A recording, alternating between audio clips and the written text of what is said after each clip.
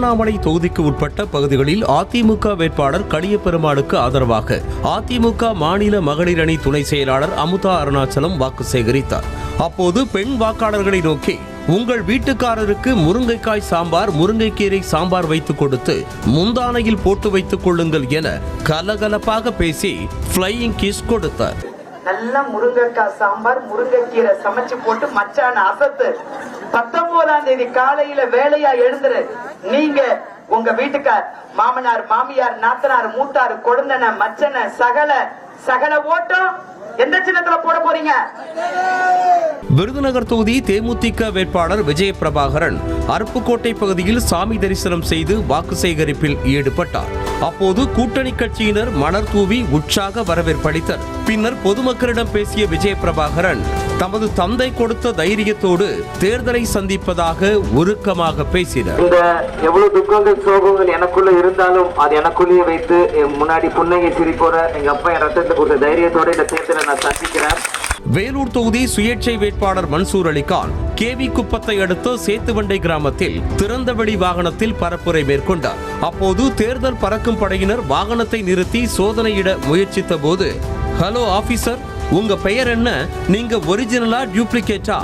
கள்ளக்கடத்தல் வாகனத்தை மறிப்பது போல மறிக்கிறீங்க.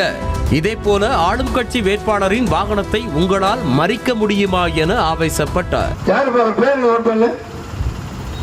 சரக்குல வந்து வண்டி முன்னாடி போடுற உலகமெல்லாம் சுத்திக்கிட்டு ஓட்டு கேட்டு வந்துட்டு இருக்கேன். தேர்தல் கமிஷன் ரூல்ஸ் படி நடந்துக்குங்க. யாரு என்னன்னு தெரிஞ்சுக்கிட்டு நிப்பாட்டுங்க. நல்லா நோட் பண்ணு, ஒரு பேரை நோட் பண்ணு, வண்டி நம்பரை நோட் பண்ணு. அவன் டூப்ளிகேட் ஆளான்னு பேரு. சிவகங்கை காங்கிரஸ் வேட்பாளர் கார்த்தி சிதம்பரத்தை ஆதரித்து காரைக்குடியில் முன்னாள் மத்திய அமைச்சர் ப. சிதம்பரம் வாக்கு சேகரித்தார்.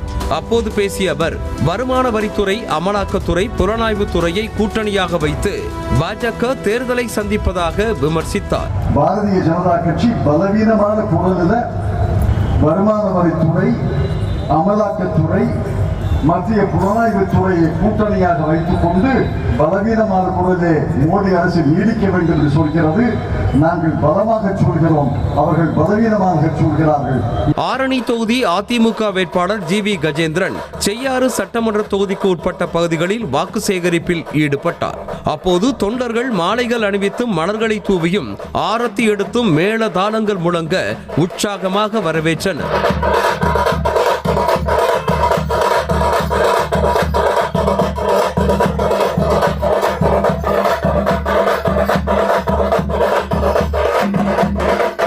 ஈரோடு அதிமுக வேட்பாளர் ஆற்றல் அசோக்குமாரை ஆதரித்து குமாரபாளையம் சட்டமன்ற தொகுதிக்கு உட்பட்ட பகுதிகளில் முன்னாள் அமைச்சர் தங்கமணி வாக்கு சேகரித்தார்.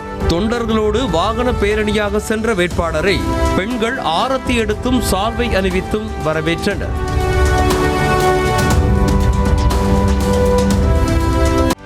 செய்திகளை உடனுக்குடனும் துல்லியமாகவும் தெரிந்து கொள்ள சப்ஸ்கிரைப் பண்ணுங்க.